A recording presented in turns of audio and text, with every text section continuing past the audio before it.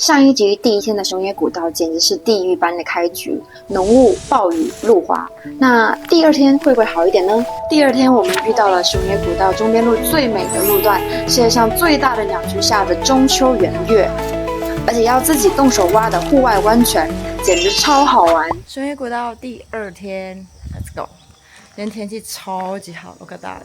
进入王子上一个盖章点是牛马王子。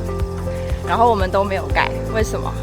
因为我朋友说这样不吉利，不想当牛马，为什么要盖拜牛马？请放过当牛做马的打工人。首先分享一下我在进入王子的住宿，这家真的超级划算，一个人只要5500日元。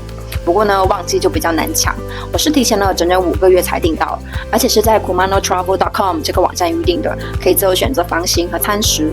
这个网站呢是当地专门为熊野古道的旅客而设的，在这里预订可以减少第三方的抽佣，也能够支持 local business。我特别推荐在进入多待一会儿，这个小村庄真的太安静，被群山包围着，听着溪水声，整个人都会慢慢的放松下来。这里还有一个美术馆可以参观，只可惜那天没有开门。但是要注意的是，这里的餐厅和咖啡厅都很少，而且下午5点之后就会全部关门，所以一定要尽量早点到，早点吃饭。今天的行程是从进入王子坐巴士到杜赖的温泉酒店放下部分行李，然后我们再搭巴士前往发心门王子，正式开始今天的徒步，终点是本宫大社。我们到达发心门王子了。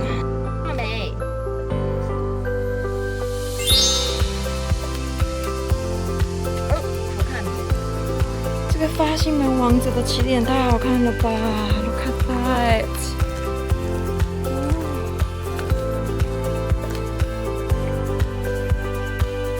太帅了！就在发心门王子这里，我又遇到了前一天在高原熊野神社休息台认识的一位台湾女生。朋友们，你们相信缘分吗？更巧的是，第3天我们竟然又再次相遇。要知道我们的路线是完全不同的哦，竟然能够连续3天遇见同一个人，真的是太神奇了。于是我果断加了他的 IG， 希望可以延续这一段神奇奇妙的缘分。对，我们今天还在准备说，要不发心门就不要来了，直接去本宫逛逛就好。对不起，我错了。发心门真的很漂亮，发心门王子真的超值得走这一段 ，Look at that， 超推荐。然后呢，现在 CC 帮我背背包，谢谢 CC， 他专心摄影。OK， CC， 你刚刚说什么？昨天那次什么路？昨天那个是什么路？昨天那个是绝望的路。今天这个是什么路？幸福之路。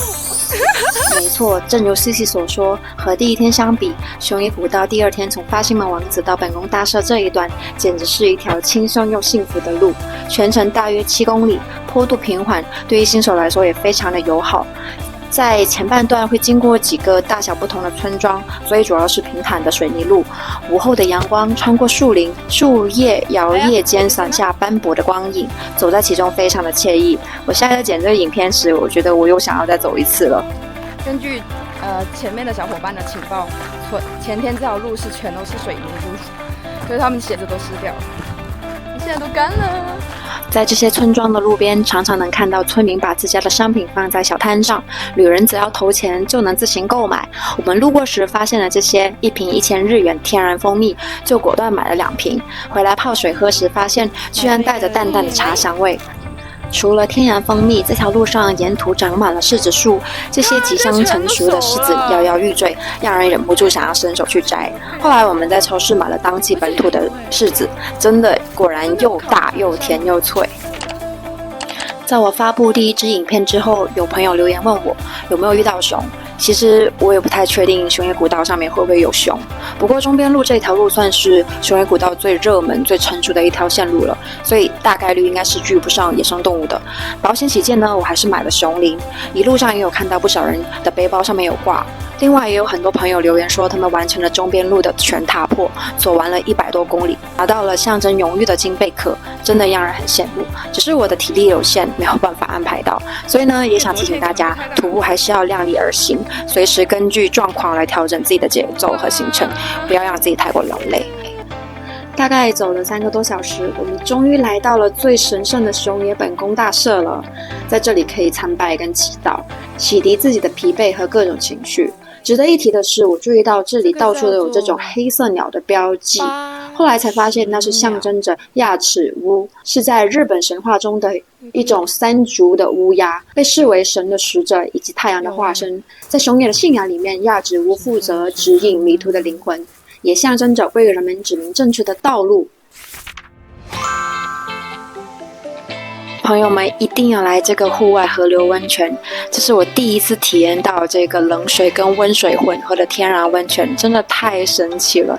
一边是自然流淌的河水，一边是温暖的泉水，你还可以根据自己的喜好挖出不同深度的池子，调整出最适合的温度，真的是超好玩，我一定还会再来。对了，这里的巴士站叫做川汤温泉，附近有洗手间，所以你可以在这里换好泳衣，随时来泡一泡，真的超方便的。哇，这么大的池子谁铲的？我铲的。厉害哦！我可以加入你吗？好啦，今天影片都到这边，谢谢大家的观看，记得点赞、关注、留言，谢谢，拜拜。